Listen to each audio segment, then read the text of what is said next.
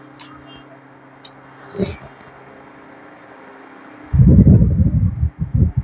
दोस्तों, welcome to my YouTube channel Ayush tutorial.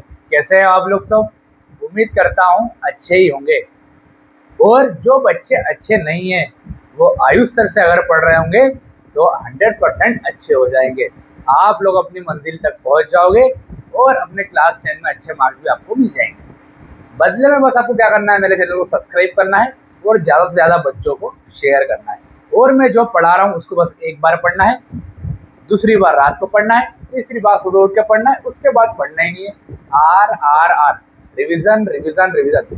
3 बार अगर मेरे बताई गई चीज़ों को पढ़ लोगे, आपको उसको दोबारा देखने की आवश्यकता नहीं होगी, इस बात की गारंटी है। और जो मैं पढ़ा रहा हूँ ऐसा कैसा एग्जाम में लिख के आ जाओ, आपको पूरे नंबर मिल जाएंगे। तो चलिए बिना टाइम को वेस्ट किए आज हम इस लेक्चर में ह्यूमन आई के बारे में स्टडी करेंगे। जो ह्यूमन आई हमारा चैप्टर है, human I and colourful world. हमारा जो फर्स्ट चैप्टर था लाइट, वो हमारा कंप्लीट हो चुका है। आयुष ट्यूटोरियल सनावत पर जाकर आप प्लेलिस्ट पर चेक कर सकते हो और सारे वीडियोस आपको देखना है, तभी मजा आएगा, अदरवाइज मजा नहीं आएगा। आज से हम स्टार्ट कर रहे हैं ह्यूमन आई, जो कि हमारा 5 से 6 दिन का चैप्टर है। ज़्यादा बड़ा चैप्टर नहीं है, 6 दिन में खत्म हो जाएगा। बस बदले में आपको रेगुलर देखना है, रेगुलर पढ़ना है। तो चलिए स्टार्ट करते हैं ह्यूमन आई का स्ट्रक्चर। ये बहुत इंपॉर्टेंट टॉपिक है हमारा, ह्यूमन आई का स्ट्रक्चर। क्या है ह्यूमन आई का स्ट्रक्चर? तो हमारा ये ह्यूमन आई का स्ट्रक्चर इस तरीके से आपको एग्जाम में बनाना है। ये डायग्राम आपको बनाना है और ये डायग्राम अगर आता है, वैसे तो नहीं आता है, मायोपिया और हाइपरमेट्रोपिया इस चैप्टर के इंपॉर्टेंट टॉपिक्स हैं। बट अगर आ जाता है तो भी घबराने की आवश्यकता नहीं है। मैं आपको पढ़ाऊंगा, अभी जो मैं आपको समझाऊंगा वही का वही आपको पीडीएफ में लिखा हुआ है। आने वाले कुछ समय में 3-4 महीने में सारे चैप्टर की पीडीएफ आपको मिल जाएगी और सब चीज़ आपको व्यवस्थित मिलती जाएगी। बस बदले में मेरे चैनल को सब्सक्राइब करना मत भूलना भैया। देखो गर्मी में हम पढ़ा रहे हैं, आपको बदले में क्या करना है, सब्सक्राइब करना और कुछ पैसे थोड़ी नहीं लग रहे आप।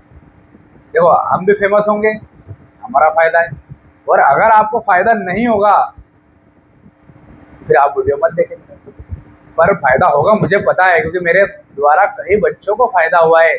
कम से कम 3 से 4 हज़ार बच्चों को फ़ायदा अभी तक हो चुका है। तो मैं ये चाहता हूँ कि पूरे भारत के बच्चों को मैं फ़ायदा दे पाऊँ। बस आपको समझना, देखो क्या समझना, कितना सिंपल है, देखना ध्यान से। आपको पॉइंट्स बना के याद करना है। आपको ह्यूमन आई का ये स्ट्रक्चर बनाना है, मैं आपको समझा रहा हूँ। डायग्राम आपको बनाना है और लिखना क्या है, इसके नीचे 10 पॉइंट बना के, वो मैं आपको पीडीएफ में भी बता दूँगा। चलिए पहले हम देखते हैं यहाँ पर जो आगे का जो हमारा ये हिस्सा होता है, इसको हम फर्स्ट पॉइंट में डालेंगे, जो कि हो गया हमारा कॉर्निया। कॉर्निया हमारा क्या होता है बच्चा बाटी? तो कॉर्निया क्या होता है, सबसे आउटर सरफेस होती है ह्यूमन आई की, सबसे आउटर सरफेस या आउटर लेयर होती है। और इसको हम खिड़की भी बोलते हैं, दरवाज़ा भी बोल सकते हैं, क्योंकि खिड़की से ही लाइट अंदर आती है या दरवाजे से ही लाइट अंदर आती है, या हम अंदर या बाहर जाते हैं। उसी प्रकार से ये कॉर्निया जो है वो खिड़की की तरह यूज़ होता है। यहाँ से लाइट क्या होती है, इंटर होती है। खत्म, बात खत्म। कॉर्निया के बारे में बात खत्म कि यहाँ से लाइट इंटर होती है, बात खत्म। दूसरा पॉइंट, आइरिस।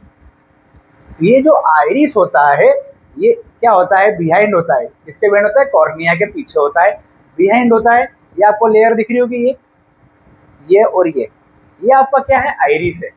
ये आइरिस क्या करता है, इस प्यूपिल को, ये प्यूपिल है आपका, ये क्या है, प्यूपिल, इस प्यूपिल को कंट्रोल करता है। तो ये जो आइरिस है ये इस प्यूपिल को क्या करता है, कंट्रोल करता है।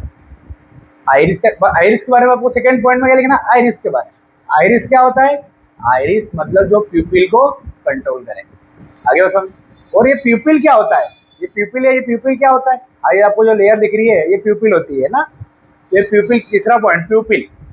तो ये जो प्यूपिल होता है ना, इसको करके यहाँ पे, इसके यहाँ पे एरो करके यहाँ पे प्यूपिल लिख लेना आप लोग। ये प्यूपिल क्या होता है, ये लेंस को, या कह सकते हैं जो अमाउंट ऑफ लाइट जो इंटर कर रही है उसको कंट्रोल करने का काम करता है। मतलब सीधा सा गणित है कि जो लाइट है जो यहाँ से इंटर करती है उसको कॉर्निया बोलते हैं, पहला पॉइंट। जो आइरिस है वो क्या करता है, वो प्यूपिल को कंट्रोल करता है।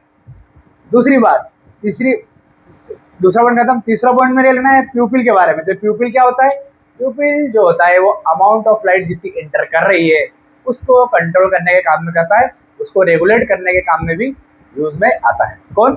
यहाँ पर प्यूपिल। उसके बाद यहाँ पर लेंस लगा हुआ रहता है। इस लेंस को हम बोलते हैं कॉन्वेक्स लेंस। मतलब हमको जो ऊपर वाले ने हमको जो ऊपर वाले जो भगवान है या जो जिसको मानता है उनने हमको आंखों में कौन सा लेंस लगा दिया हुआ? Convex lens. ये कॉन्वेक्स लेंस है जो कि कन्वर्जिंग लेंस होता है, जो लाइट को कन्वर्ज करता है, इकट्ठा करता है। तो यहाँ से जो भी लाइट आती है, देखो लाइट आ रही है दोनों, उसको कहाँ ये लेंस कहाँ इकट्ठा कर देता है? यहाँ पर रेटिना पे इकट्ठा कर देता है। तो लाइट जो आती है यहाँ पर रेटिना होती है, जैसे यहाँ पर ये लेयर दिख रही है आपको, ये रेटिना होती है, यहाँ पर लाइट को इकट्ठा कर देता है। अब जब लाइट वहां पर पहुंच जाती है तो हमको वहां पर ऑब्जेक्ट नजर आने लग जाता है। तो पहला पॉइंट तो हमने कॉर्निया पढ़ा, दूसरा क्या हो गया? आइरिस, तीसरा हो गया प्यूपिल, चौथा हो गया लेंस। वो भी कौन सा लेंस? क्रिस्टलाइन लेंस या फिर बोलते हैं कॉन्वेक्स लेंस। यहाँ पर फिर ये यहाँ पर जो पानी जैसा लिक्विड जैसा भरा होता है इसको एक्वस ह्यूमर भी बोलते हैं। एनसीईआरटी में दिया हुआ है, आप लोग डायग्राम वहां से भी देख सकते हो, एक्वस ह्यूमर। ठीक है। फिर ये जो बीच में जो जगह खाली होती है लेंस से लेकर रेटिना तक की, यहाँ पर जो जगह रहती है यहाँ पर भी बीच में खाली रहती है, वहां पर भी विट्रियोलस ह्यूमर वहां पर मौजूद होता है। तो हमें तो अभी खाली 4 पॉइंट लिखना है, 1 2 3 4 और 5वां क्या है? रेटिना। यहाँ पर भी दिया हुआ है, यहाँ पर भी दिया। रेटिना क्या होता है? तो रेटिना एक ऐसी जगह होती है जहाँ पर इमेज बनती है। मतलब एक स्क्रीन होती है। रेटिना क्या होती है? एक स्क्रीन होती है, वहाँ स्क्रीन पर जाकर हमारी इमेज बन जाती है। तो ये 5वां पॉइंट हमारा खत्म हो जाता है। मतलब जो भी लाइट यहाँ से एंटर कर रही है ये यहाँ पर रेटिना पर मिल जाती है, कन्वर्ट हो जाती है, इकट्ठी हो जाती है और वहाँ पर स्क्रीन पर इमेज बन जाती है। तो 5वां पॉइंट हमको याद रखना है रेटिना के बारे में। अब क्या होता है दोस्तों, ध्यान समझना कि हमारे दिमाग में कैसे इमेज पहुँचती, देखना, ध्यान सुनना है, सिग्नल कैसे पहुँचता है, तभी तो हमको नजर आएगा ये ऑब्जेक्ट। या मान लो ये हाथ है हमारा, लाइट आ रही है, मेरी आंखों में एंटर कर रही है, रेटिना पे इमेज बन रही है, तो मैं ऑब्जेक्ट को देख पा रहा हूँ। तो कैसे मेरे ब्रेन पे सिग्नल पहुंच रहा है वो हम देखेंगे। तो सिंपल सा गणित है, सिर्फ 2 मिनट का वीडियो और है, कशिश सिर्फ 2 मिनट का वीडियो है। ऑनलाइन आप जो भी बच्चे पढ़ रहे हो समझ में आता तो आखिरी में ऐसा जरूर कर देना, ठीक है, क्योंकि मैं एक पर्टिकुलर देखने तो आ नहीं सकता। पहला पॉइंट है ना कॉर्निया, जहाँ से लाइट एंटर करती है। आइरिस जो प्यूपिल को कंट्रोल करता है। प्यूपिल जो कि अमाउंट ऑफ लाइट जो एंटर कर रही है उसको रेगुलेट या कंट्रोल करता है। लेंस के बारे में आपको पता चली गया, लाइट को इकट्ठा करता है, कन्वर्ज करता है। उसके बाद रेटिना पर एक स्क्रीन होती है जहाँ पर इमेज बनती है। और जो हो गया 5 पॉइंट। अब हो गया हमारा 6वां पॉइंट, ऑप्टिक नर्व। यहाँ पर क्या होती है? हमारी ऑप्टिक नर्व, ये फिर ब्रेन से कनेक्टेड है। ये जो नर्व होती है ये ब्रेन से कनेक्टेड है। देखना अभी इसके बारे में अपन पढ़ेंगे। बस ये 2 लाइन का और हमारा आज का वीडियो खत्म। ये हो गया स्ट्रक्चर ऑफ ह्यूमन आई। हमको खाली पॉइंट्स में लिखना है, ठीक है, अगर एग्जाम है तो पॉइंट्स में लिखना है। इसको हम, इसका जो आई बॉल होता है वो कितना सेंटीमीटर का होता है, डायमीटर वो भी 2.3 सेंटीमीटर का होता है, वो भी आपको वीडियो में मिल जाएगा। पर मेनली हमको चीजें ये ध्यान में रखना है। अब यहाँ पर क्या होता है? ये ऑप्टिक नर्व होता है। देखो क्या होता है ना कि जैसे यहाँ से लाइट इंटर करती है ना, अब ये प्यूपिल जो होता है जितनी लाइट को कंट्रोल करना रहता है उतना कर लेता है और यहाँ पर इकट्ठा हो जाता है लाइट। यहाँ पर तो रेटिना पे लाइट इकट्ठा होता है। ये ऑप्टिक नर्व क्या करता है? रेटिना पे क्या होता है?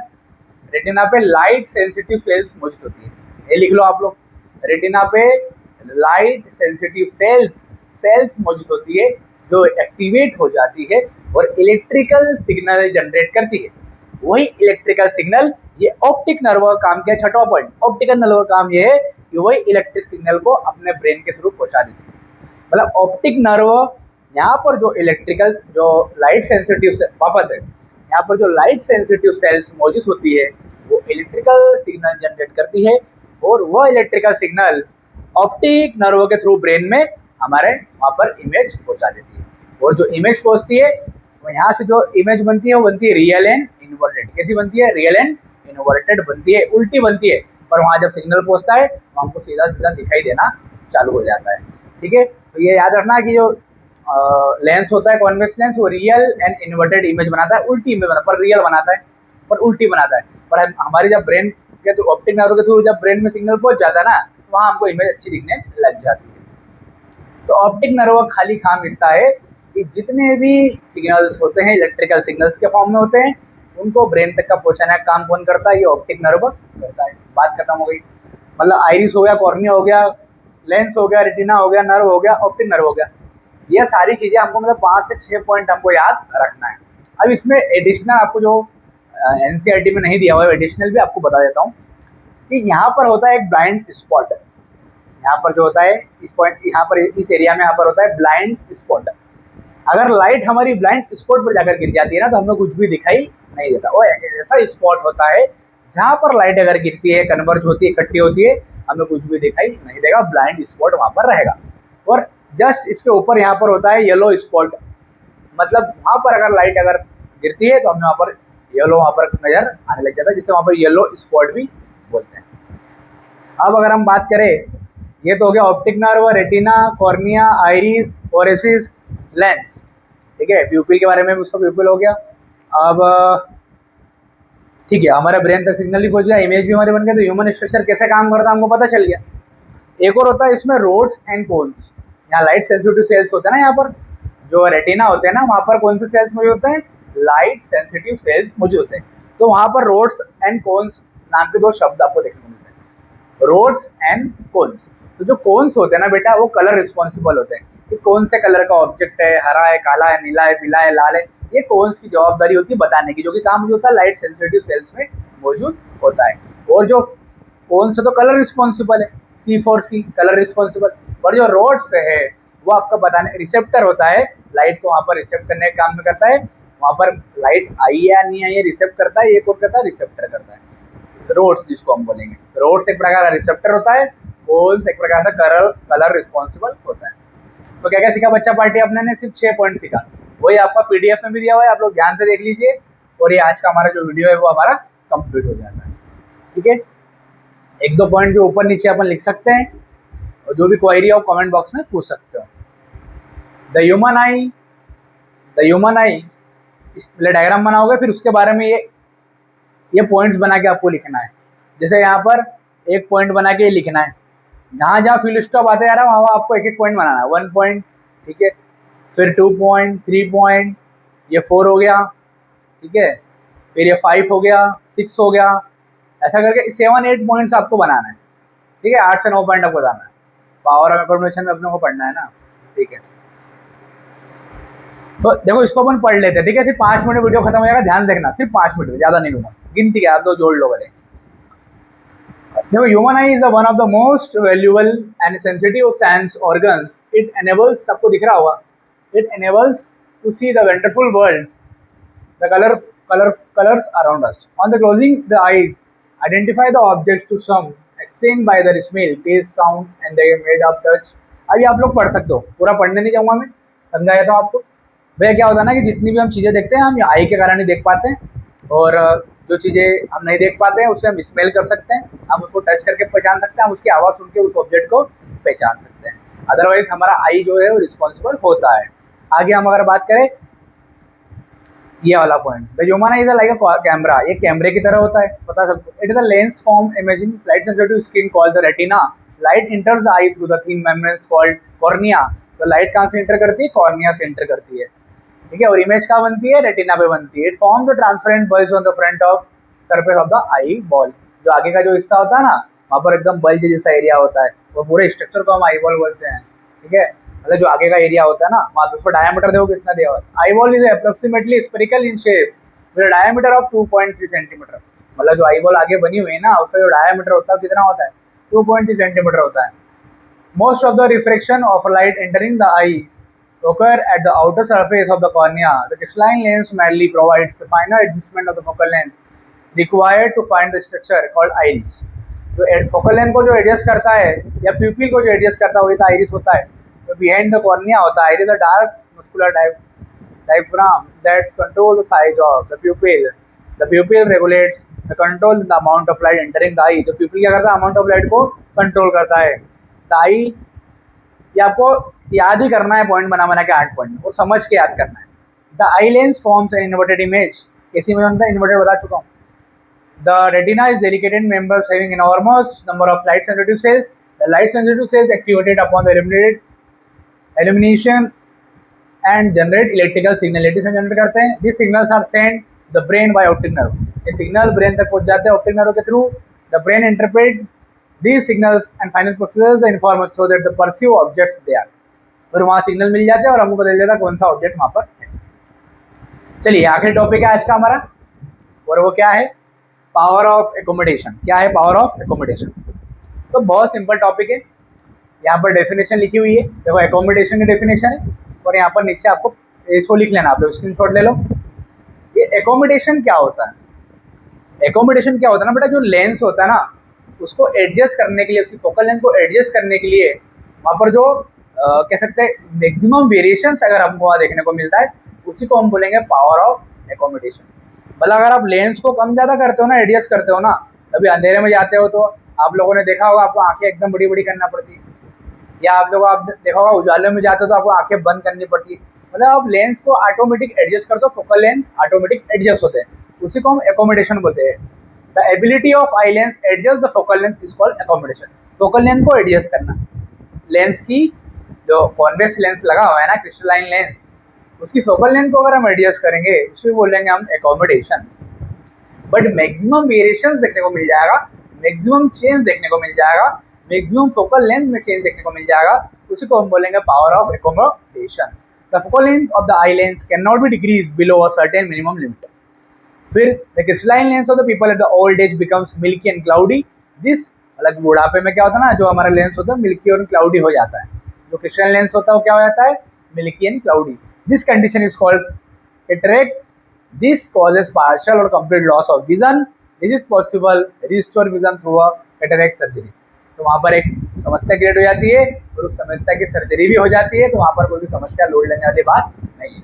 पर अधिकतम यहाँ पर जो बुढ़ापा अगर आता है तो हमारा लेंस कैसा हो जाता है, मिल्की एंड क्लाउडी हो जाता है। मतलब बुढ़ापे तक तो ऊपर वाले ने हमको लेंस सुरक्षित ही दिया है, जब तक कोई प्रॉब्लम मैक्सिमम केसेस में नहीं आती।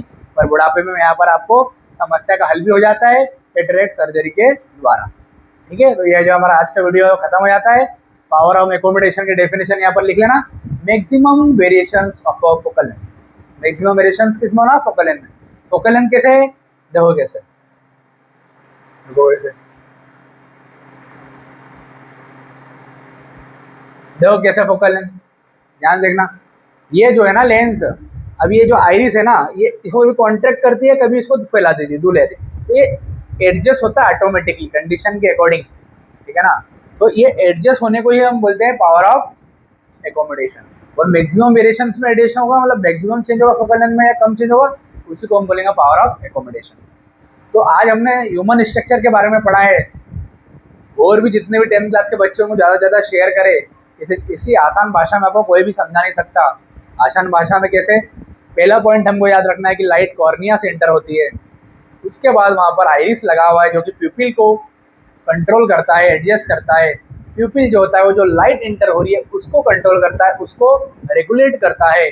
और जो लेंस बाद में लगा हुआ रहता है क्रिस्टलाइन लेंस, कॉन्वेक्स लेंस, वो लाइट को इकट्ठा करता है। कहाँ पर करता है, रेटिना पे करता है। अब रेटिना क्या होता है, जहाँ पर इमेज बनती है वहाँ स्क्रीन होती है, जहाँ पर इमेज बनती है। और वहीं पर जो सेल्स मौजूद होती है उसको बोलते हैं लाइट सेंसिटिव सेल्स। वहाँ पर इलेक्ट्रिकल सिग्नल जनरेट होते हैं। वही इलेक्ट्रिकल सिग्नल्स ऑप्टिक नर्व का काम होता है कि उसको ब्रेन तक पहुंचा देना, और ब्रेन में हमारी इमेज वहाँ पर हमारी बन जाती है। और यहाँ रेटिना पे इमेज किसी बनती है, रियल एंड इन्वर्टेड, क्योंकि कॉन्वेक्स लेंस हमेशा रियल एंड इन्वर्टेड इमेज बनाता है। फिर हमने देखा येलो स्पॉट जो कि रेटिना के ऊपर होता है, ब्लाइंड स्पॉट जो कि नीचे होता है। ब्लाइंड स्पॉट पे अगर लाइट गिरती तो हमें कुछ भी दिखाई नहीं देता। वहीं पर रोड्स एंड कोन्स भी होता है लाइट सेंसिटिव सेल्स में। रोड्स वहाँ पर रिसेप्टर होता है और कोन्स वहाँ पर कलर रिस्पॉन्सिबल होता है। तो इतनी चीज़ों के बारे में आपको जानकारी होना चाहिए। ह्यूमन आई के बारे में आया तो ये सब आप लोग लिखाना। जब तक के लिए tata, bye bye, good bye. कल हम मिलेंगे, पावर ऑफ एकोमोडेशन इतना याद रखना है हमको। कल हम मिलेंगे हमारे अगले वीडियो में। कल हम समस्या देखेंगे, किसको पास का नहीं दिखता, किसको दूर का नहीं दिखता। मायोपिया और हाइपरमेट्रो के बारे में कल डिस्कस करेंगे। मायोपिया, हाइपरमेट्रोपिया, प्रेस बायोपिया, कल हम डिस्कशन करेंगे, उसके डिफेक्ट देखेंगे, उसके करेक्शन देखेंगे। जब तक के लिए do whatever you want to do, but मेरे चैनल को सब्सक्राइब करना ना भूले। और दूसरी बात, जो मैंने अभी पढ़ाया है उसको आप लोग खुद से, जब अभी आपको 70% समझ में आना चाहिए, आप खुद से पढ़ लो, आपको 100% समझ में आ जाएगा। और एक आध चीज़ें तो बोलने में ऊपर नीचे हो जाती है, आप खुद से जब पढ़ोगे आपको 100% हो जाएगा। 3 बार कम से कम चीज़ों को पढ़ना, मेरे पे भरोसा रखो, मैं आपको अपनी मंजिल तक पहुँचा के रहूँगा। चलो मिलते हैं हमारे अगले वीडियो में, जब तक के लिए गुड बाय।